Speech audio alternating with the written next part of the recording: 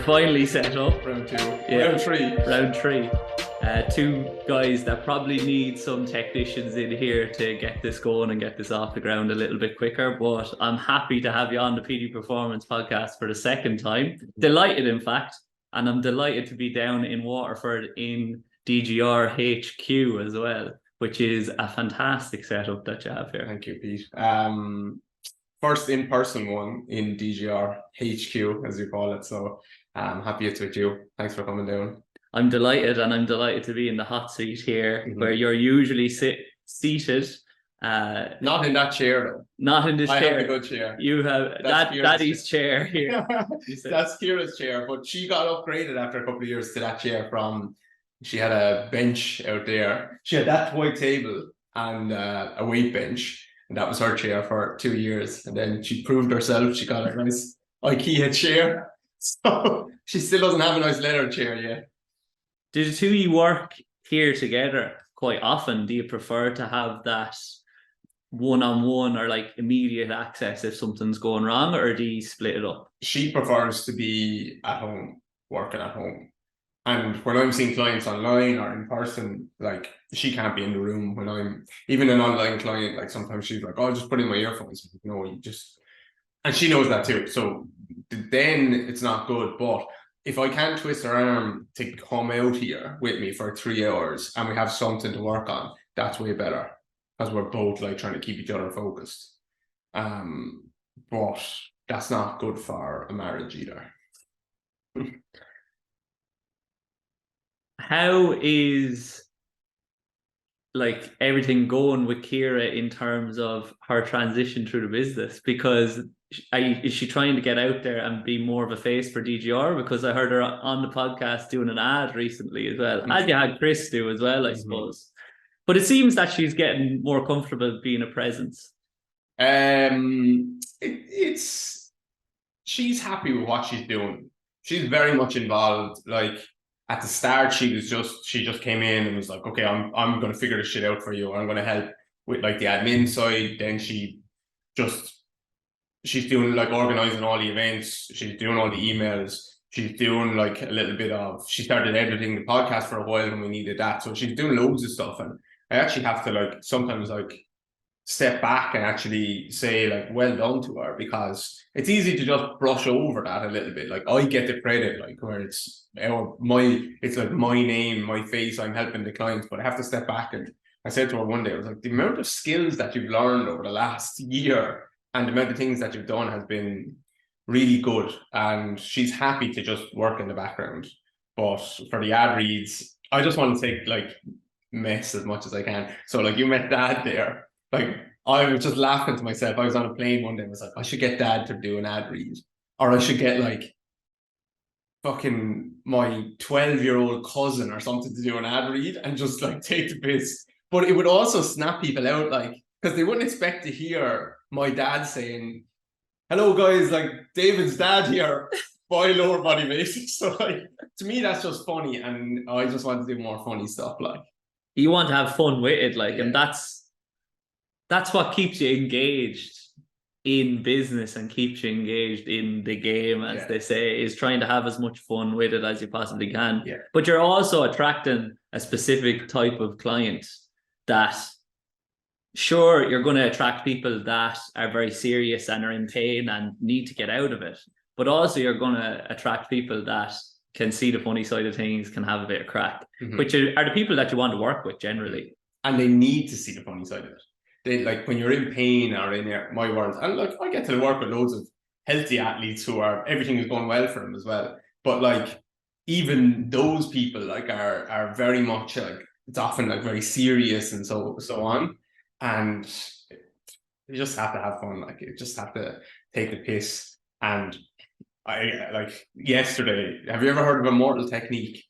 Yeah, the rapper, yeah, he's unreal. I was listening to one of his songs, The Point of No Return, yesterday, and I was playing. Oh no, it was coming back from London, and I was playing. I goes, Kira, I want this to be our intro music for our podcast. She's just like, no, you are not in any way black enough or like cool enough for this. And I was just like, but it's so fucking. So I just have stupid ideas like that, but just take the piss and have fun with it. Like. So Kira reins you in, right? Yeah, You go a little bit. That's her real job. It's just babysitting. Yeah. It is training me in, but I would rather she had to do that than the opposite, because most people are too far in the opposite. They're fucking afraid to do anything like, and they're just not good at their job. They just don't have fun. They're afraid to say anything or do anything different than a scientific, the PhD of whoever didn't say that one exercise. There's no research to support it. Like, what? Like, what are you even doing here? Like, use your eyes, use your senses, and make up your own mind. And yes, we can use research and all that to support what we're doing, but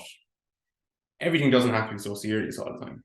No, you have to push boundaries as well and try different things. Exactly. And you're not going to be everyone's cup of tea all the time. Like, it seems that you're coming to terms with that a little bit more now. You're more willing to, not that you weren't in the past, but more willing to say something that maybe a lot of people won't agree with. Is that something that you're navigating?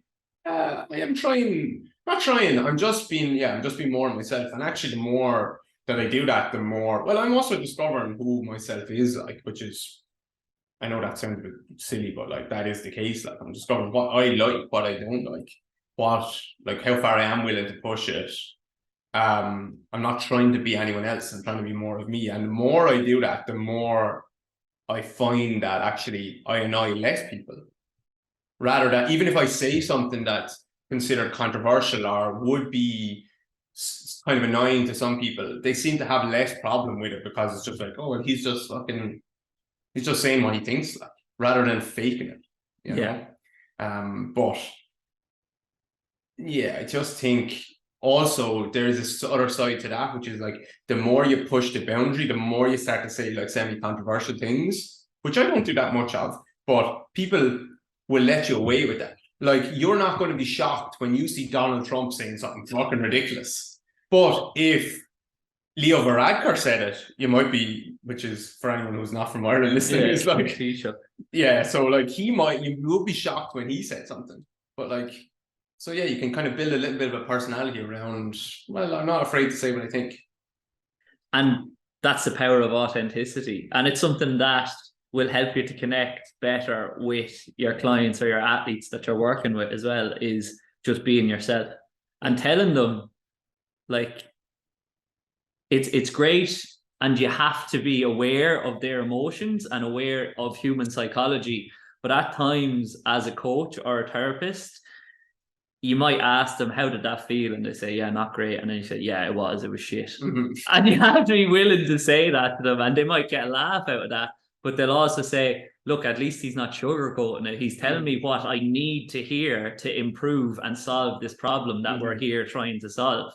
He's not just trying to take my money and keep me coming back, which is an issue in the industry, I suppose, when we're so, and an issue in the wider world as well, that we're so worried about trying to not make anybody feel bad in any way, or to say something controversial, that we're not really being ourselves or saying what we think. And you're getting more gains out of saying what you think than you're not.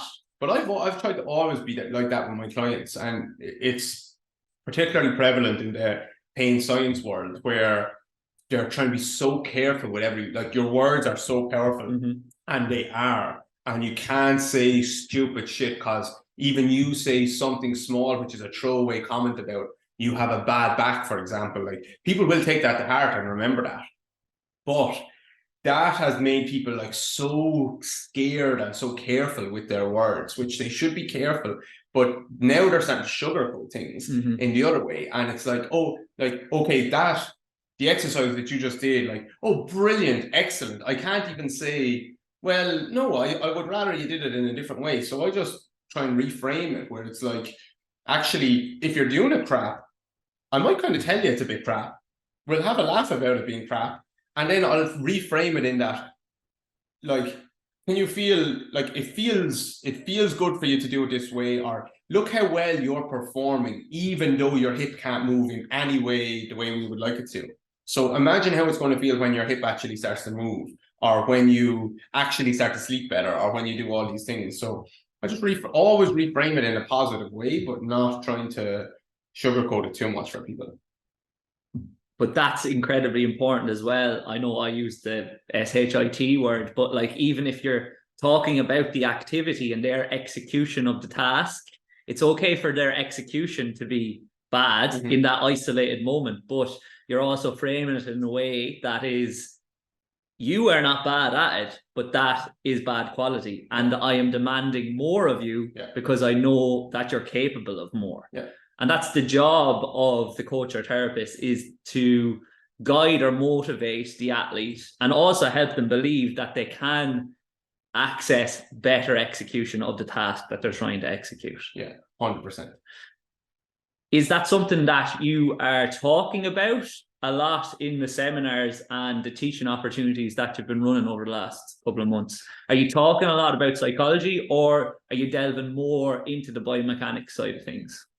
So everything I try to do has a basis in psychology, and like all of the things that we do in workshops where we're taking people through from like the very first day someone might come in all the way up to onto like high level plyometrics and sprinting, change of direction and stuff, and it's viewed as a progression and doesn't have to be taken exactly as a progression. Again, because I have like it's called like a rehab and performance workshop. And I don't want people to think, oh, I don't rehab athletes or clients, so I can't come. It's just like, okay, these are all the skills that I would like to teach someone to learn how to move. So it doesn't matter. I would do it with a healthy athlete or a not healthy athlete. But everything, there's always going to be the questions along the way of from the people in the workshop and from their clients of, why am I doing this exercise? Why am I doing it in that way? Like, does that mean what the way I currently move is wrong or bad or all these things? So those questions are inevitably going to crop up. And even if some people don't ask you those questions, that's kind of rooted in their mind already. So everything we do is rooted in like human psychology, and every emotion that someone has it does come back to that. I think it's important for people to understand that. And I try with my stuff, like I do stupid things, I say stupid things, and I let my emotions get in the way. And then I do try and like circle back. Sometimes I have the awareness to circle back and say, why the fuck did I say that? Or why did I think that? And I think I spoke on someone's podcast or my podcast about this with like jiu-jitsu, for example. I just started that and we were doing a move. And I was just thinking, like in my mind, I was like, I am never going to get this, which just didn't make sense. Because everyone else who's done jiu-jitsu for 3 weeks longer than me could already do it. So why was there just this illogical thought that I'm not going to get it? And I analysed that in the car afterwards. Like, that is the most illogical. Every skill I've ever practiced, I ended up getting better at. But in that moment, it was an emotional attachment or trying to put myself down. So this is what's going on in people's minds. And I think it's important to at least, we don't have to be psychologists, but to be aware of this kind of stuff. Did you catch that thought like immediately post, or did you only notice it when you were in the car afterwards? I noticed it during, but I analysed it afterwards. I noticed it during, it was like, oh, shut up, like you just practice it. And then I analysed it afterwards. It was like, what is that about? So that's what's happening when people are trying to do a deadlift or something like that, or any movement, simple movements like that. That's what's happening. People are like, I'm never going to fucking get this. And they're not saying it out loud to you. And they don't even realize they're saying that to themselves, but they are. 100% they are. And that's why like your words in that moment can reinforce that belief that they have, or it can be like, you're not really getting this, are you? You know, in that kind of a way, and they'll be like, no, I'm fucking not. And it's like, okay, don't worry. The reason we're doing it is because I actually knew you'd probably struggle, because it's actually even more important to me that we get it, because this is a skill that we're going to have to try and learn and get better at. And that reframes it. It's like, why would you expect to be good at it? The reason I chose these exercises are because they're the ones that you're struggling at. So let's get better at them. Yeah. And even the hinge, there's a hinge exercise that I teach that does require some coaching. And I have like two kind of things that I say to a client, especially online, because it can be tricky. I'll say, number one, before we start this, you're probably going to hate me because it's going to be hard to get.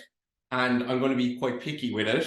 And so don't hate me for that. Okay, deal? And they'll be like, deal. So at least 5 minutes into the exercise, when they're struggling, they already know that they're going to struggle, and I've preempted that. So I'm handling that objection before we start. And then the second one is, when we get it, you're going to hate me because it's going to feel disgusting. You're going to hate me even more then. Are we happy to go ahead? Yeah, let's go. And then there's no objections then. I've just handled them before we started. There's a couple of things that came to mind there. One is I see it a lot, and you're saying you've worked with athletes and clients all over the world, and you see it universally, but I definitely see it in GAA athletes quite a bit, that the word can't is used so often. And I've actually, with my ladies team, I've banned the word can't in the gym unless it's used with the word yet. That's the only context that they're allowed to use it in the gym, because I was just getting, I can't do that, I'm not able, and it's fine if you can't do it now or you're not able yet, but just throwing a black and white broadcast, I'll never be able to do it, is not helpful at all. It's not a growth mindset, and it's not what I'm trying to facilitate as a coach. It's not going to help us to be better. The second thing is, we wouldn't be very good at what we do if we just gave things to our clients and athletes that they could do 100 out of 100 times. I had a conversation with two coaches on Monday about in football training and the use of drills, and they said, look, they're messing up in the drills quite a bit. And I was like, yeah, they're meant to. It's training, we're meant to make mistakes. And then they quizzed me and asked, should we stick with the same drills until they can do it with no mistakes? And I was like, absolutely not, because then you're not really training the skill. You're just training that drill to a high degree. So they'll be able to do that drill, but that's not going to help them on the field of play. And the context with which we're talking about this, a lot of this, and what we'll be talking about for the duration of the podcast for the listeners that aren't from Ireland, is David also has a background in Gaelic games. So we're talking about Gaelic football and hurling. And you would have seen as an athlete that the style of coaching that has been used in those endeavours for the last 20 years, probably forever, has been quite authoritative and quite fixed and black and white. But it is absolutely changing for the better over the last 5-10 years. I think it's important to ask, why are they failing, or why are they struggling at that drill? Because I can think of times where we were training and we're doing a drill and I'm not engaged in any way in that drill because it's fucking boring, and it's hand passing around in a square, and once you're good at hand passing around in a square, it's hand passing in a star shape or something like this. And if you look, I think my brother said it one day, he said, if you ever want to know is this a good drill or not, look at the best players versus the shit players. And if the shit players look as good or better than the best players, you know it's the wrong drill. And I thought that was just perfect. And that really framed how I looked at training, because the reason the shit players don't look good is because it's fucking boring. They're not engaged in the drill whatsoever. And the reason they might not look bad, let's say, but someone who came up to that team for the first time, they wouldn't be able to pick out who the best players were based on skills. They might say, yeah, he looks bigger and stronger, but skill based, not better. But the reason that they don't stand out is because there's no demand on decision making in the game, in that drill. And that's fucking 10 years of GAA where we were just doing the same drills or different drills. And then you go into a game-based situation, the best guys just stand out immediately because they actually have to make a decision. I need to run in this way to get the ball. When I get the ball, I need to make the right decision with the ball and so on. Do I take someone on? Do I carry? Do I kick? Do I take a shot? That is where really the best are separated from the elite, are separated from sub-elite and so on. And it has to be, that's I'm just you hear me getting slightly angry about that, because I feel frustration. Frustration. It's just this fucking endless drill. Yes, people are failing. It's because some of the time it's because the drill is just bullshit and no, there's no engagement there. Other times it's too difficult, and you need to think about that with regards to that 80-20 rule of you should be relatively successful. That's easy to measure with regards to shooting and stuff like that. You should be shooting from a place where you're scoring about 80% of your shots. 20% is okay to miss. If it goes the other way, then maybe it's too hard. So I think it's important to try and figure out why they're failing. And ask them as well. Yeah. That doesn't happen. Yeah, but you can't listen to shit people. No, but if you ask a group who's going to talk, it's not the shit people. You know, it's well, thanks. Yeah, well, shut that's not shit. They have a lot to say. But generally, the team leaders are going to be the ones that speak, and that can be a problem as well in a way. Yeah. In that sometimes it can be good to split up the groups into subgroups so that you're getting a more universal response back, and you're actually finding out what people think, and they have to be willing as well to say this is bullshit. And you have two types of athletes or two types of teams that I've worked with, and you'll have athletes that won't say boo to the coach to just get on with it, and then you'll have the other side athletes that everything's bullshit. But then if you ask them, right, what would you think would be better?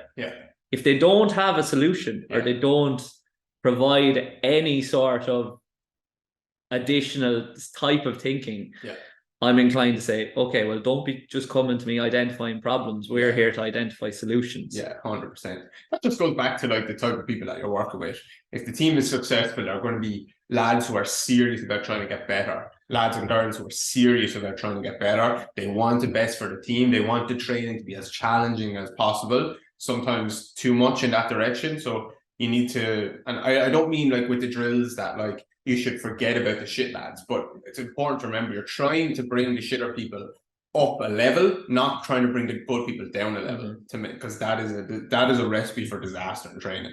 You need to challenge people to, if you want to get on the ball and you want to make the right decisions in a game, you have to find a way to get on the ball in training and make the right decisions. And if your basic skills are lacking when you get to senior level, like soloing a ball, or in soccer, like just dribbling a ball, passing a ball, if those basic skills are still missing at that stage, then you need to work on that in your own time. Because we can't just spend every training working on super basic skills and not the actual game-based scenarios that are going to make the team better. So, but that comes back to people, individuals taking the responsibility, and a lot of them, I won't even say won't, because I know players that really struggle with basic skills even at senior level, and they probably were never fucking told, you need to work on this. Just simply like, you need to work on this in a nice way. Get up 10 minutes before training and do your kicking, do your whatever. And maybe they just never thought of that, which sounds obvious, but they probably didn't. I think as well as that though, and I spoke about it on the last episode, a lot of them don't understand how little you have to do to improve at a skill. They think if you're telling them you need to work on this shot from this angle, they'll be like, right, I need to take 100 shots. They don't realize that, as you just said there, if they get up 10, 15 minutes beforehand and they take 10 to 15 fully focused shots, but they do it consistently, it's going to be more beneficial to developing that skill than doing 100 balls one week and then forget about it the next week.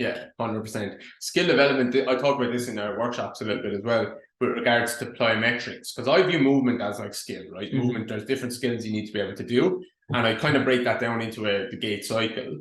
I won't go into it, it gets a bit detailed, but I break it down into the gait cycle and then break the skills down that we need to learn to make us successful at different parts of the gait cycle. And that ends up with us just doing simple exercises at the end of that, and we keep breaking that down. But what was I going to say? Plyos. Plyometrics. So what was I going to say about plyometrics? You were going to say that you view everything through a lens that's a skill, and we're talking about skill development as part of developing an athlete in a closed scenario. So that you can further enhance their performance. You said a little and not little, like you don't need to micro much. So with regards to plyos, like that's the thing that I talk about in the workshops, is it's the exact same thing as someone going out and doing plyometrics, like learning to kick and stuff like that. It's the same thing as someone going out to do plyos once a month and just hammering it as much as possible. It's not gonna help you, and there's a big risk of getting injured. Now, if you have a very high training age with regards to a lot of plyos, maybe once a month is enough to top it up, or once every couple of weeks. But for most people, when they're trying to learn the skill, it needs to be little and often. But with plyos, is a tricky thing because there's high demand on connective tissues. So like you need to do it often enough to learn the skill, when to pre-activate, how much to pre-activate, the co-contractions, when to let go of that tension. None of that is a conscious thing, and it can't be. And it can't be like, you can't use words to speak that into people. They need just exposure to contacts. And that's the tricky thing, because if you don't have a good training age, then you're going to stress the connective tissues in a way that they can't handle. And now you get injured before you get good enough at the skill. They need both though. They do need the cues as well. Some of them, at least, that I've been dealing with, in terms of we pool our athletes into what they need. And typically one of the groups, the hoppers they call themselves, they're the group that run into Achilles tendinopathies most often throughout the season. Why are they the hoppers? Because I give them plyos. Oh, okay, sorry, additional plyos. That's what they call themselves. But I see, and I've spoken about it previously, in terms of we're assessing their counter movement jump and their drop jump. Typically, they're going to have a decent counter movement jump and not, or a squat jump, and they're not going to be as good at the drop jump because they're less reactive athletes. But I was throwing the volume at them and they were doing it and whatnot. But a couple of them were doing it, and they will figure it out over time with the volume. But then with one in particular, when I gave them the cue that, look, it's not as high as you possibly can go. It's just as short amount of time on the ground as you can possibly do. We saw his RSI go up by like 0.2, like immediately. So I took that personally, that I wasn't communicating it effectively.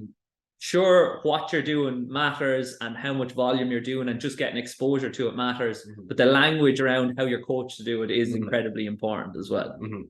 Cues are important, or can be important, but that person still needs reps. Yeah, they need to figure it out then after they've got the cue. Yeah, or like, so you can keep telling someone about plyos, you can keep giving them cues, but they have to put that into practice. They have to get the reps into the bank, so it becomes an unconscious movement pattern, because it's a reflexive movement pattern. So you can't talk someone into plyometric ability. And he had that ability in his body already that you cued him. He just didn't understand the drill well enough for whatever reason. Like, not that that's your fault, because the other people did. He just didn't. Or he thought he did, and while he wasn't actually performing it the way you wanted. So that's a slightly different thing. But you haven't made him better at plyometrics there. No. You have just like given him a cue to change how he did that drill. But to get better at plyos, he needs to do more of those types of plyometrics. And you can't speak that into existence. Most of the time with movement, you can't speak it into existence. They have to. You can coach it. Don't get me wrong. I'm heavy on coaching. I think where people are trying to push us coaches in the direction of don't coach, which is bullshit. So I'm heavy on like coaching, but you have to get reps in. You have to feel it. And like, what comes to mind for me, obviously because of my bias, is goal kicking in rugby, because that's what I did. I could visualize and think about doing the perfect goal kick as much as I possibly wanted. And sure, it might help to a certain degree, but it only helps if you're actually getting the reps in as well and feeling how you're kicking the ball, how it feels when it goes through the posts. And now I'm getting into golf, and I know you're getting into jiu-jitsu as well, so we're back at the basic level. Oftentimes when you're a novice, when you do it correctly, you don't necessarily know exactly what you did, but you'll know that, wow, that felt good that time, so I'm going to try and chase that and do that again. And that's why they need the reps. It's the same principle with plyos, because everything's a skill. Feel is important. Sensory is the most important thing. And you, like, I'm sure you had the same experience where when I was kicking frees in Gaelic football, I would, like, early in a game, you'd be nervous and stuff, right? And you might get an easy enough free, hopefully, and you kick it, and it would go over the bar, but you'd fucking know, like, people would be like, oh, great score, blah, blah, blah, because they're just looking at the end result, and I just know that did not come off the sweet spot of my foot, and I'm more nervous for the next kick now, because that did not feel right. So I was judging always on that feel. It was like, I fucking struck that. And if I kicked it wide, like, but I knew I struck it lovely, I just slightly miscalculated the wind or something, I would be much more confident than a shitty one that went over the bar. So like that feel is so important. I've had many an argument with my old lad about those kicks that went over the bar. He said, Jesus, you kicked very well. And I said, no, I didn't. He said, you scored them all. Doesn't mean I kicked well. Yeah. I could kick much better and put them over the bar as well. Yeah. And it's just, I think that's something that only people who have tried to push the boat on skill development actually understand. People, that's why armchair people looking at sport, when they've never tried, and don't get me wrong, I didn't play sport at a high level, but they just don't understand what these athletes are going through. And that's why we understand, because we didn't get to that level, but we still pushed it as hard as we possibly could. I don't understand what they're going through, but I've spoken to enough athletes by now that I'm like, there's so much going on under the hood in terms of like how they feel on a given day and how they are trying to get into a certain state to perform well. And their level of intelligence is on another level in relation to movement, execution of skill. They'll be talking about things that you wouldn't even think to reference or to focus on. And that comes back to what we're talking about with the good players and the not so good players in terms of pattern recognition and then execution of the skill. You can be a very, very good executor of skill, but if you can't recognize the pattern and make the right decision, it's no good to you. You can get away with being not so great at the skill, but being good at pattern recognition and decision making. I was thinking about, I was watching the new Formula 1 series last night, and I was thinking about, I was just watching Max Verstappen, and like, obviously he's a bit of a dickhead, right? But I was just driving today, it doesn't matter that I was driving, but I was just driving and I was thinking about that. It's just like the mindset that someone like him has to get into to drive for 60 laps or whatever the hell it is, in the most intense, like pushing the boat as much as possible. Like in that sport, that braking 0.1 second later into every single turn than your opponent is the difference. And accelerating a little bit harder in or out of the turn is the difference. I was just like, it shouldn't be a surprise that he gets on the radio. Like when someone says something, he's like, what the fuck? Like he's on edge, because of course he's a fucking dickhead. He can't not. Of course he can. Sorry, he can. Like different athletes. Maybe Lewis doesn't do that as much and stuff, and he's been way more successful. But you just can't compare yourself to these people who are living on the very edge of like their ability. They have to, not that they have to, but he has to get into that mindset to get the best out of himself. And that might change over time. Like I'm sure it will change over time as he gets more comfortable and confident with himself, and maybe the pressure comes off a little bit.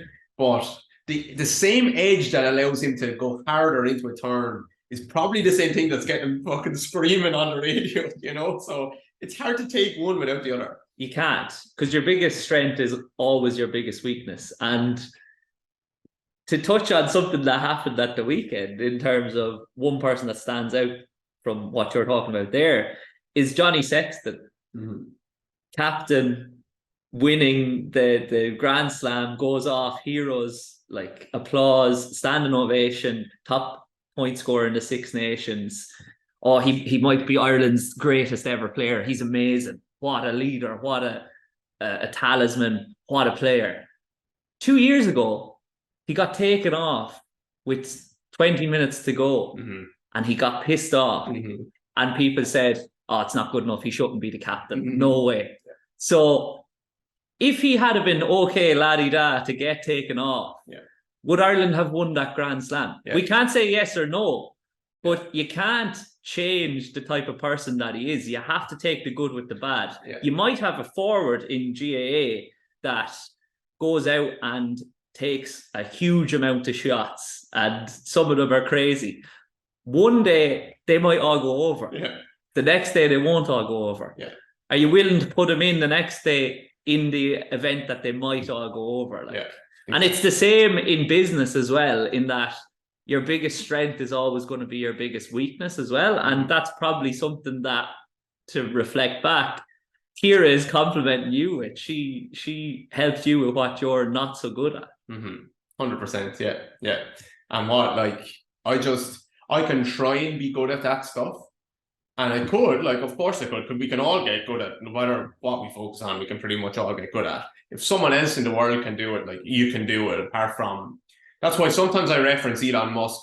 And I think people, one time, I think people thought I was comparing myself to him. It was the opposite. I was saying, like, I can't do what that someone like that does. They just have different level of brain power. But other people, like other business people or other people in the industry, we're all on the same level. No one is more really intelligent in this industry. Like, yeah, of course there's levels, slight levels, but it's not like the difference between me and Elon Musk, which is like, there's just, no matter, I could spend 1,000 years on this art and I just wouldn't have the ability to do that. So I think we're all just on the same level, and you can just learn. If someone else can do it, you can learn it too. But if I spent my time learning like how to edit podcasts and all this stuff, it would just take me away from what I'm good at and what I'm really good at and what I need to get better at. So just trying to prioritize as much as I can. What are those qualities that you think you are quite good at that you do consciously lean into? I think I'm just good at looking at movement.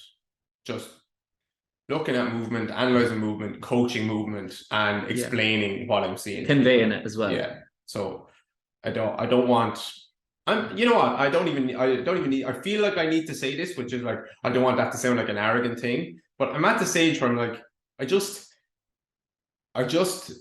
like enough other people have told me that like they like how I speak about movement to think I don't need to say like, oh, I don't want this to sound arrogant. I think I'm pretty good at doing that.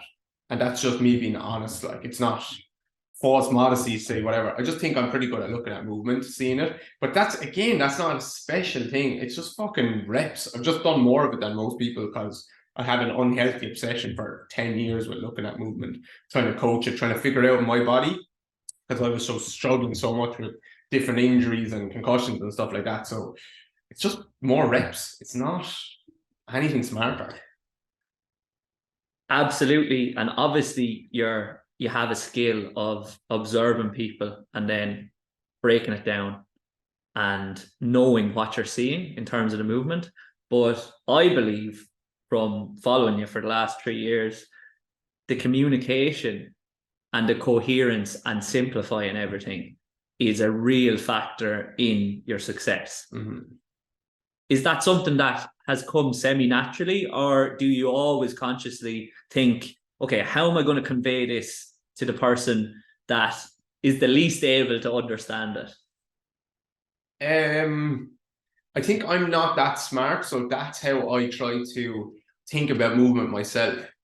I'm not particularly intelligent, and like, I'm very, very average. So I just look at movement, and that's how, like, that's what is like an analogy that I'm using or whatever it is. Like, that's kind of how I'm making sense of it. So it just makes sense for me to communicate it in that way.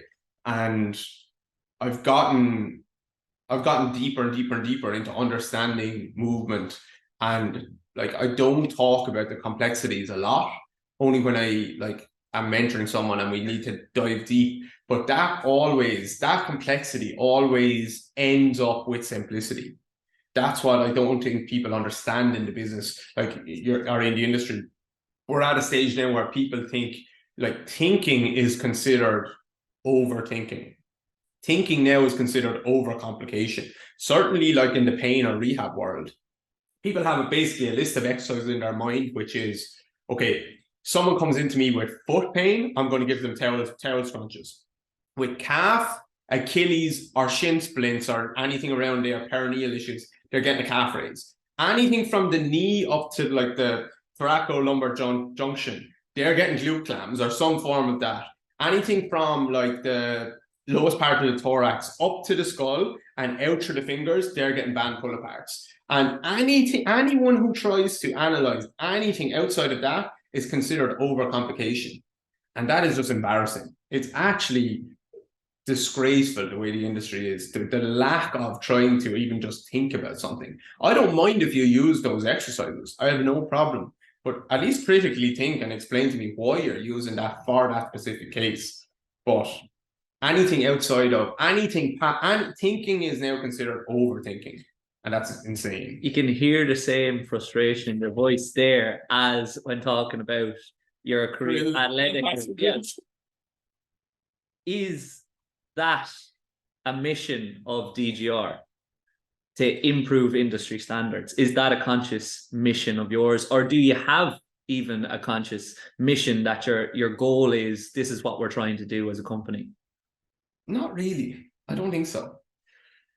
I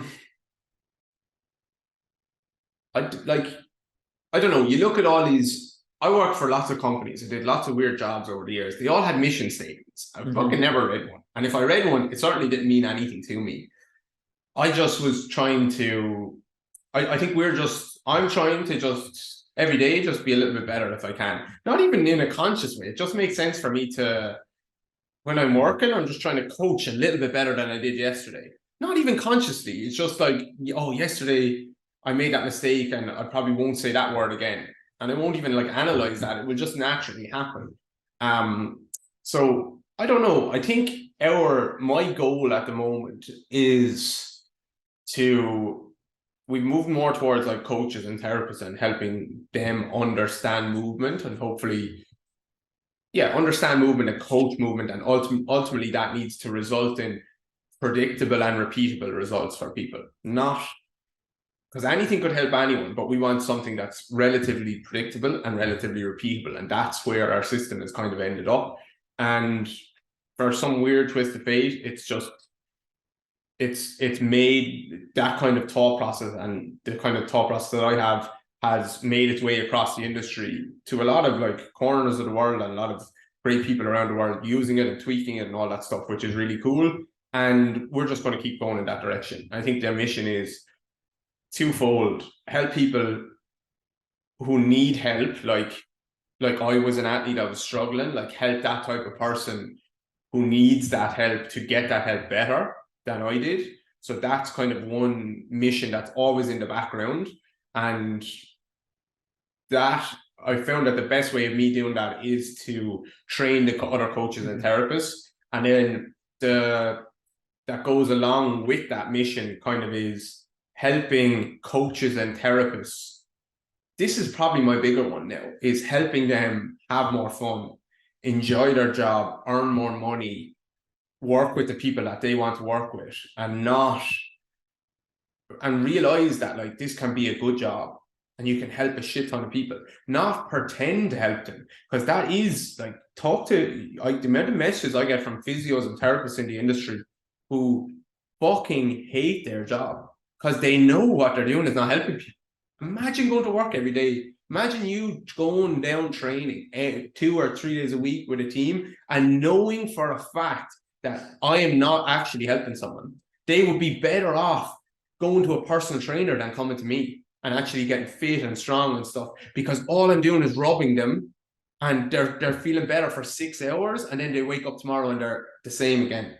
That is what people are doing. And it's mad to me that some people will ask like, oh, what's the price of a workshop? Oh, that's a little bit too expensive for me. I understand it. Don't get me wrong. Like it's a big commitment for someone to pay and come for a weekend and all that stuff. But you ever hear in the crypto community, that like they'll say the meme is like MGMI not going to make it. Like this person isn't going to make it. Like some people aren't even willing to step back for a weekend from seeing 10 clients a day and come to a workshop, which is going to help them learn things that will make them get better results with those clients. That's the survival mentality, though. It's such a short term that they have. It's a short-term thing, though, but they don't even realize that they're doing it. Yeah, but then people aren't going to make it. No. They hate their job. You need to look long-term. Yeah. But we've spoken about this previously on the first podcast episode about how you have to go through a period where you experience a lot of stress and you overreach yourself if you're going to realize your potential down the line. Yeah. And not seeing those 10 clients and spending some money that in your mind is like a lot of money is uncomfortable, but you have to lean into that discomfort if you're going to grow and improve. Yeah. And I don't even mean our workshop. It could be any workshop, but they're not even willing to try something new because they know, like, that's actually a really shit place to be, where I'm doing just good enough to get by financially and just enough to kind of pretend I'm helping people. So I'm just going to stick with this, and my success then is just getting more of these people in, charging an extra $5 a session or something like that. I'm like, it's laziness, so as well, because the alternative is thinking, and go and doing something about it and actively trying to improve it. And like, I see it with coaches that I speak to, I see it with athletes as well, that the lazy out is often taken. You want to talk about getting better, but you don't actually want to get better. You don't want to grow. You don't want to improve. And actions are going to speak a lot louder than words in terms of what you're doing. And I think once you've gone through that and you've attempted to improve, and maybe you have gone through a period of growth or you have improved, you're well able to identify the bluffers, and you're able to see who is invested in improving and who is not, who just wants to talk about it. But I think something that you're quite good at, and that's why I wanted to ask you about your mission, was using your mindset and framing things and frameworks to your benefit long term. And you're conscious of your own psychology, and you're conscious of what drives you on in any endeavor, be it business, be it in jiu-jitsu, be it anything at all. Like, even just catching yourself there in the car on the way back from jiu-jitsu with that thought, you were able to consciously reframe it. And it's something that's probably benefit your clients as well, that you're able to help them to reframe things and reframe things for them. What's the question? The question is that a conscious process for you? No, I don't think so. I think I was always interested in psychology, which fucked me up for a while. And I can actually remember, I don't think I've ever mentioned this or told this story. It's not even a story, but I remember being with all my friends, like guys and girls, when we were like 14, and I was always like the biggest messer ever, right? Just a fucking messer, take the piss. Still am in a lot of ways. Like, if I go out with the lads, I'm just ripping the piss constantly, and it's just to have fun. And they'll do the same, right? But I can actually remember leaving a situation where we must have been maybe 15 or something like that. I mean, the biggest laugh ever. I was just taking the piss constantly. And I was walking out of the house, or I was getting a lift home or whatever with dad or something like that. And I remember thinking, when I'm 18 or 19, am I going to be able to still just act the bollocks and be really stupid and just mess, because that is how I get laughs now? And do I always want to be the person who's just ripping the piss all the time and getting cheap laughs in that way? And I kind of stopped doing that then for a while. I changed my personality based on like that a bit of analysis, which is so fucking weird that I think back now, because that was my personality. But then I was like, is this always going to work? Like, analyzing your personality in that way. Why am I looking for cheap laughs? Yeah. Why do I need the lads to laugh at me? It's such a weird thing to analyze that. And that like made me conscious about how I was acting instead of just being myself. Like, so. But you were being yourself. I was being myself. You were getting rewards from getting the lads to laugh at you. But that was me. But then I analysed it and I was like, do I want that? Like, what happens when I'm 18 and I can't do that anymore? And I didn't realise, like, actually, the longer you can keep a hold of that, the better. Not the other way around. So, I don't know. To answer your question, I don't know. I just have always been... Maybe that's just overthinking. I don't know. Maybe it's a characteristic of people that do well in life. I don't know. Think things. But you have overthought things in the past, and maybe it's helped you to simplify things in the here and now, because you've realised, I've been thinking about that for yonks, and it's not to any benefit. I'm just going to go back to being myself and having a laugh, and getting the cheap laughs. Yeah. So look, there's a balance, and I think hopefully, like, my overthinking of things, again, it like always should lead to simplicity for other people. with regards to like what the teaching I'm doing to people or trying to help coaches and therapists. If people, I don't care if people think that the stuff that I'm saying is stupid or anything like that. I really don't mind that much. But I don't want people to not think. That's all. So like go to whatever coach that you think or teacher that you think is good. Absolutely fine. If they tear my stuff apart, that's fine. But don't just say David is like, this is bullshit because he's trying to think about things. Like that's not acceptable for me. Just go and learn from. More knowledge is never a bad thing if you can simplify it into predictable and repeatable results. And I don't mind if that's with me or with someone else, but arguing against it, like actually thinking about something, which that is the anti-intellectualism in the industry at the moment, is bananas to me.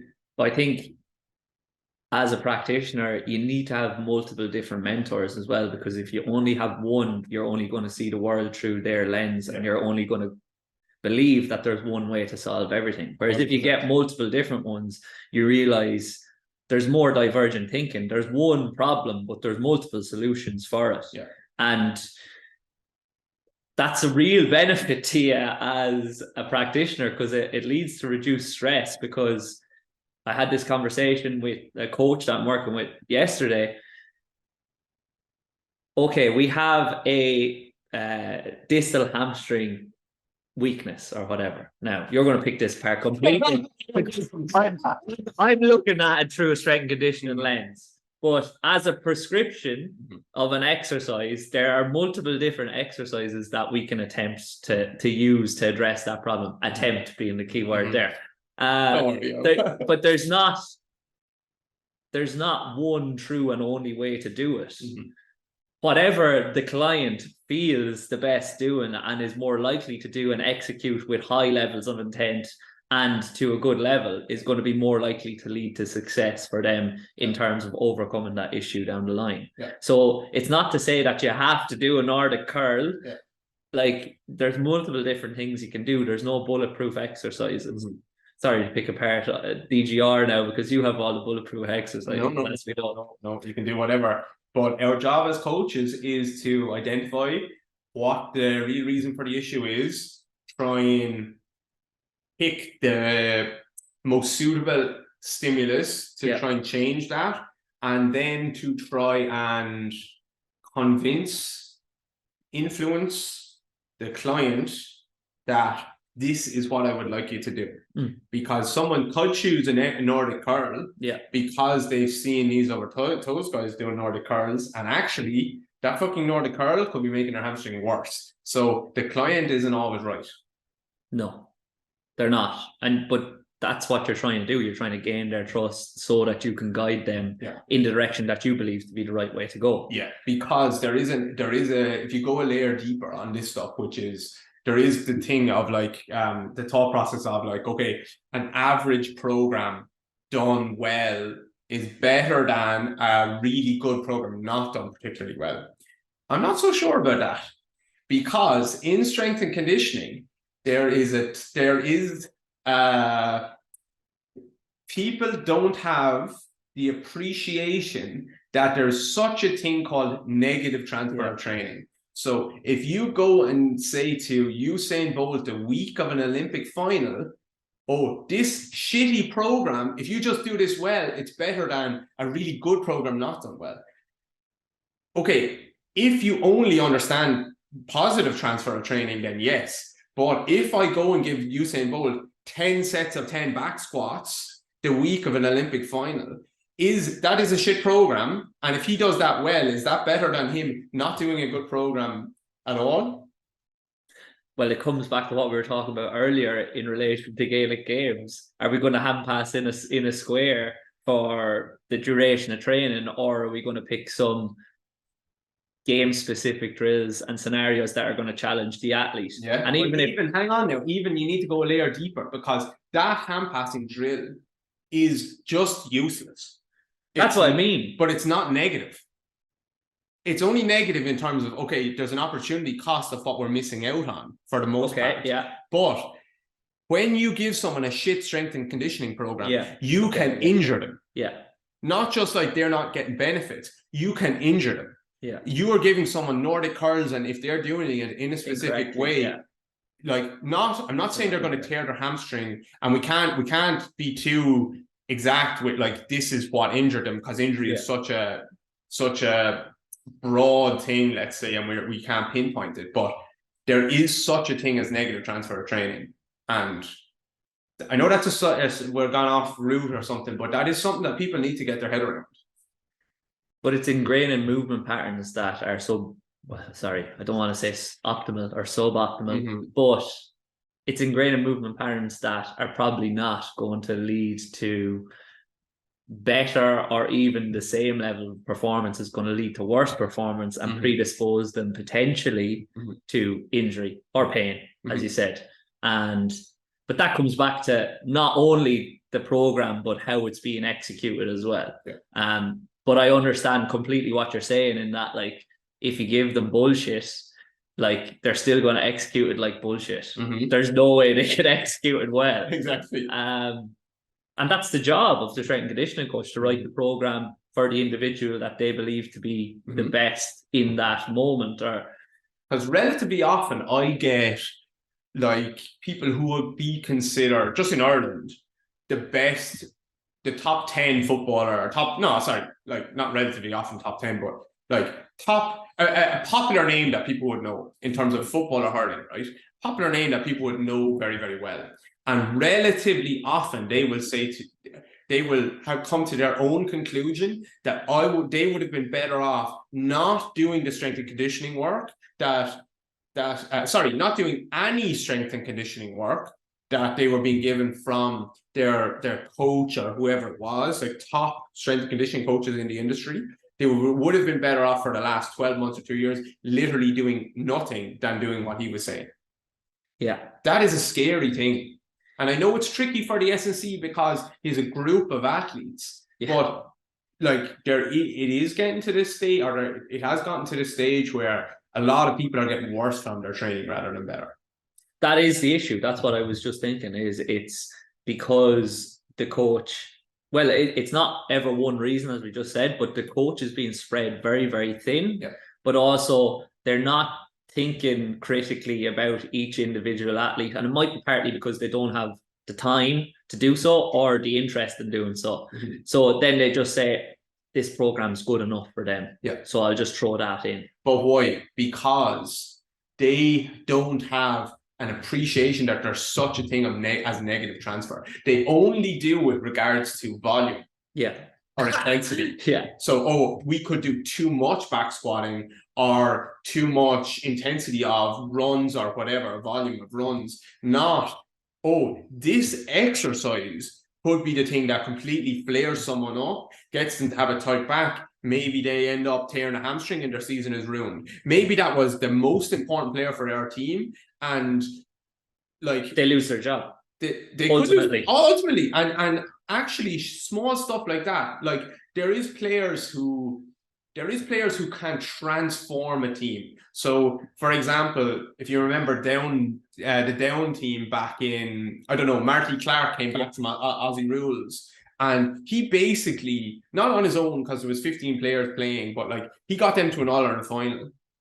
They were a nothing team before him, and suddenly all the players around him started to look amazing. Imagine you injure that player and you just ended up with the same type of team that you always did. So, like, there is such a thing as negative transfer of training, and one injury to one player could be the difference between your team literally going out and winning by 10 points and losing by 10 points.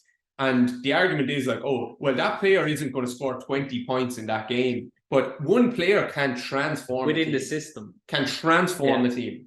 And you do not want to be fucking up these players. But that's your number one rule, I suppose, is to do no harm. First thing you do. But they don't understand negative transfer. Because the question is always, okay, this program, it's going to make some athletes better and some athletes not better. Not some athletes better and some athletes worse. When have you heard a strength and conditioning coach in the GA saying that?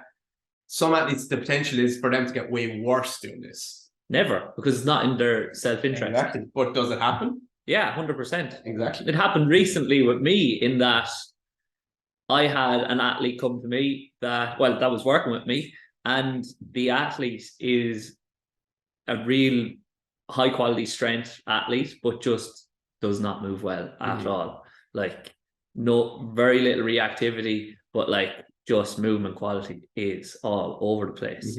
And for whatever reason, I have them pooled into groups of 3 in terms of what their needs are. And I did pool this athlete in question into the reactive training group, but there was still in that group that I failed to see before I referred out, there was still too much strength work in there for that athlete in question. They needed their own individual one where there was more plyos, more reactive work, and less strength work.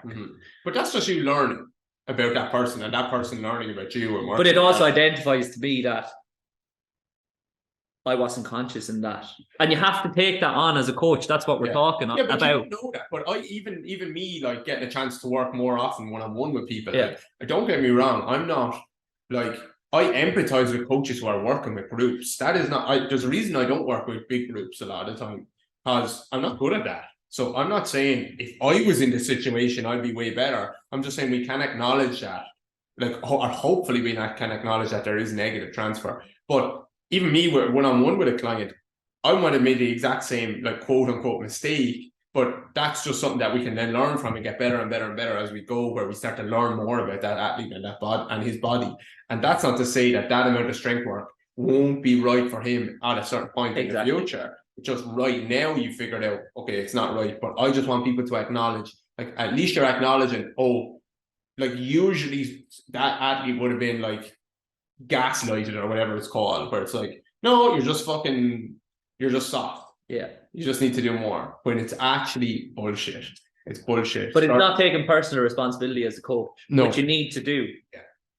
Which is a double-edged sword, because I've taken too much in the past as well. No, but it's own emotion. You take the emotion out of it, which is tricky, obviously, but you take the emotion out of it, just think logically, look what's in front of you. But I just don't think coaches have not ability, that's wrong, the edge, because it's not a hard thing to do. It's just, they don't have the acknowledgement that there's different types of body shapes.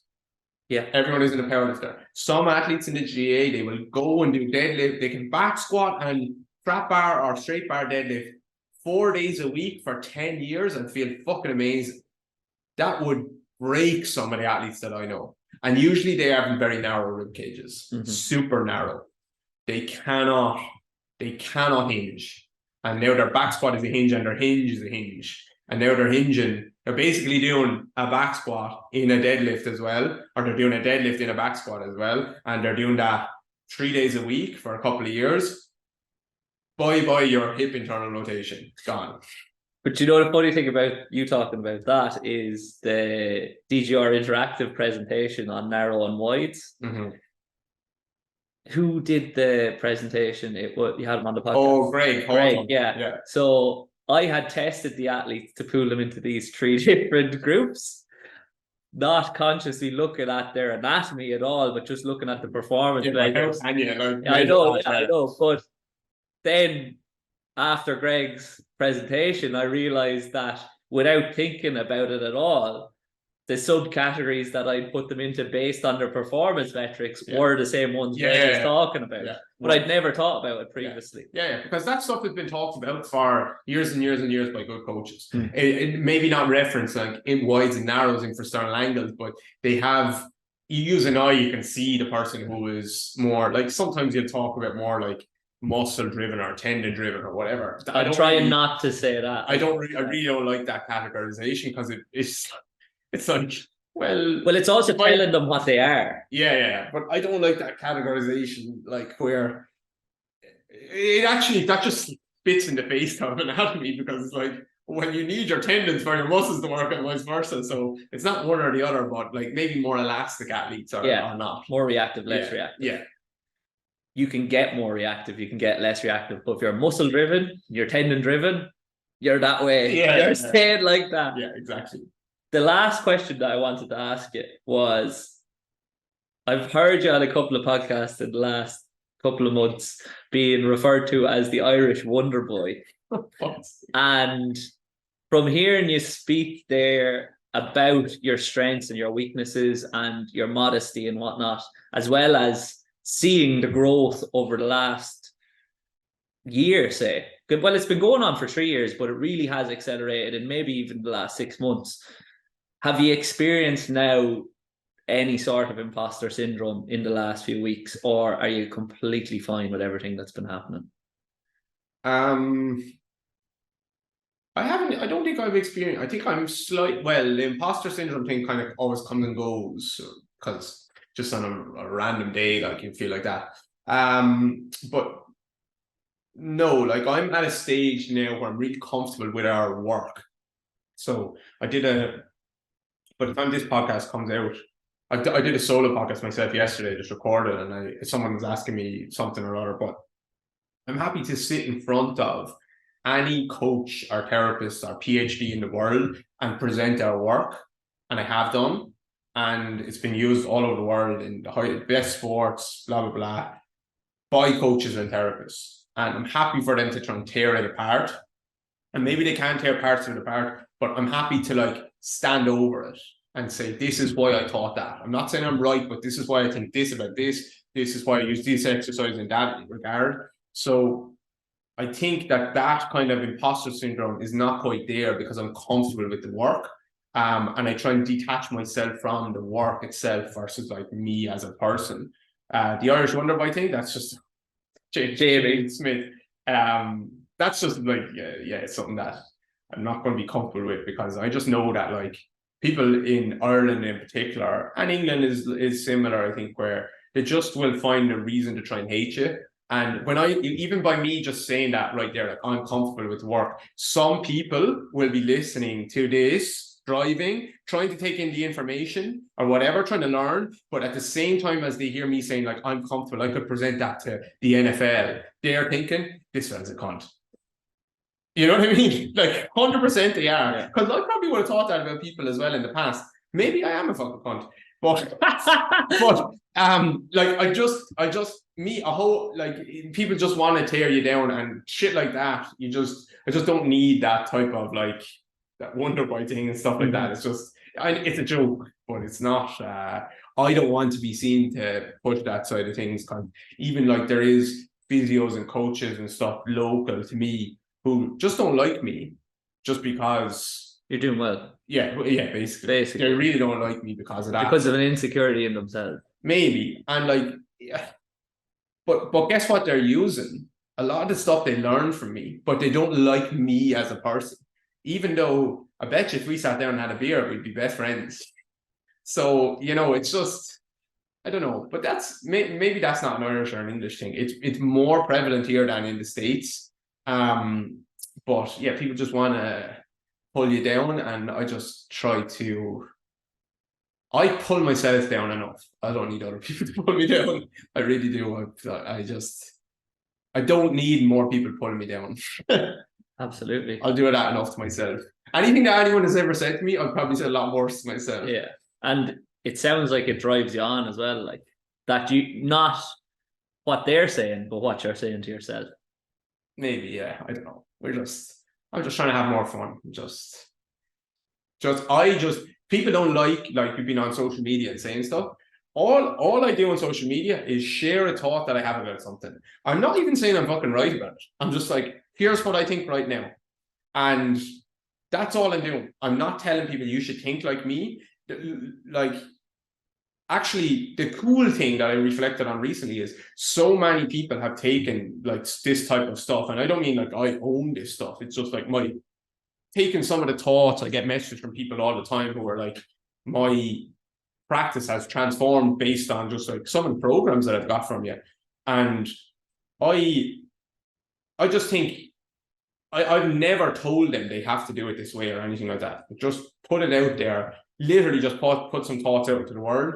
And if it gets popular, it does. If it doesn't, it doesn't. And I just don't want people to. I want people to feel like they can do the same thing. Not worry about tearing other people down. Just you put your thoughts out and see what happens. Nothing ventured, nothing gained. Like you've nothing to lose, put it out there. Just see what happens. I'm only going to ask you one quick fire question. What's the biggest thing you've learned in the last 12 months? Have more fun. And it sounds like you're doing that. I'm probably the happiest I've been now in my life. Deadly. I'm definitely having more fun. My training is finally, like, after 3 years or so of like really struggling with my body not being able to like get my heart rate up much, or else my body would compress on me. Like, I don't even talk about that because it's hard to explain that to people who haven't had concussions and had issues like that. So like, obviously I would have liked to have been in a place where I could share on my social media and show myself doing all these things as well, and say it would be another layer of saying like, okay, like he looks the part, he's able to do this and all that stuff. And I wasn't able to do that for a few years.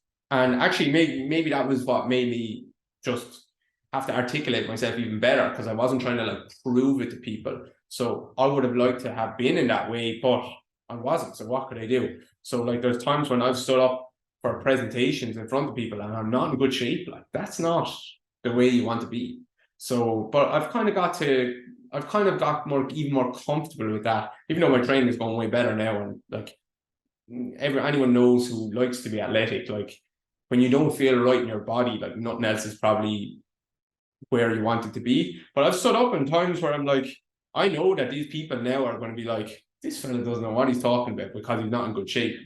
And like, I have to even more than make sure that they leave with no doubt that he knows what he's talking about. And he's, just because he's not in good shape right now, is completely separate to what I just learned from him right there. So I don't know, that's a side tangent, but I'm just having more fun with things, being more myself and just enjoying things. So we love the side chat tangents on the Speedy Performance podcast, and there's been a ton of them there. I have a lot of questions written down. We didn't get to pretty much any of them because it was just a quality conversation. So I really appreciate you coming on, Dave, for round 2. And I really, really enjoyed that conversation. So thanks a million for all the work you've done, for bringing me down here to Waterford, for coming on the podcast, and everything you've done for me as well. I really appreciate it. And I really am happy that you are happy in yourself and you're enjoying what you're doing. Thank you, Pete. Who's your favourite athlete of all time? It's Johnny Wilkinson and Ronan O'Gara. So when you said that there, Ronan O'Gara came to my mind, and then I said, wait, no, Johnny Wilkinson. And then I said, I can't select between the two. Yeah, I like Wilco a lot. And O'Gara is probably my favourite coach as well, which is yeah. When you listen to O'Gara talking, like, he has emotional intelligence that you didn't know he had as a player. No, and maybe he didn't have it. Maybe he didn't have it. Yeah, maybe he didn't have it. But Wilkinson is fucking legend. When I wanted to like start practicing free kick taking as a Gaelic footballer, I was looking at Johnny Wilkinson. I was like, I need to watch what he's doing. And now I wouldn't necessarily agree with everything, but he's a fucking legend. He's the most. He said the most as the answer to that question on this podcast. So aspirationally, I'd like to get both of them on the podcast eventually. We'll see if it happens. But for now, I have David Gray, who's pushing 100,000 on Instagram. So I'm delighted to close with that. Thanks a million, Dave. Thanks, Pete.